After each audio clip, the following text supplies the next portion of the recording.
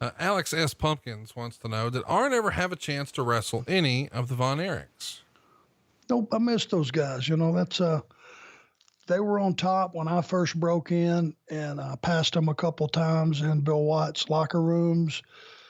Once or twice, I think I saw them somewhere along the way. Maybe we were in Texas, and Jim Crockett might have used those guys for something for Dallas. I'm not quite positive about it, but I was only around them a couple times.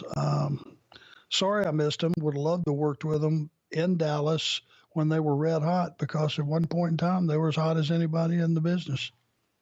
Interesting question here from South Sox fan down south. He says, when you first came to the Mid-Atlantic area, you were always wearing a Yankees hat on TV.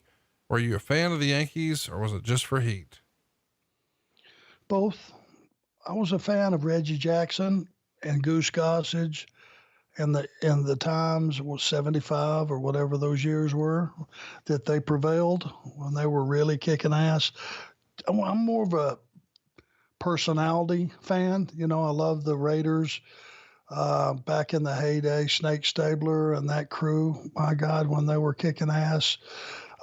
Even though I lived in Rome at the time, I should have been pulling for the Falcons. I was never a Falcons fan. I was more of a personality fan.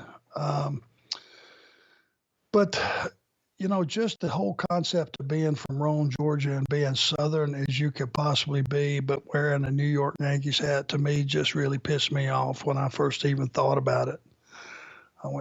I just saw a hat laying somewhere in a store, like a sporting goods store, and I said, damn, you know what, that just might work.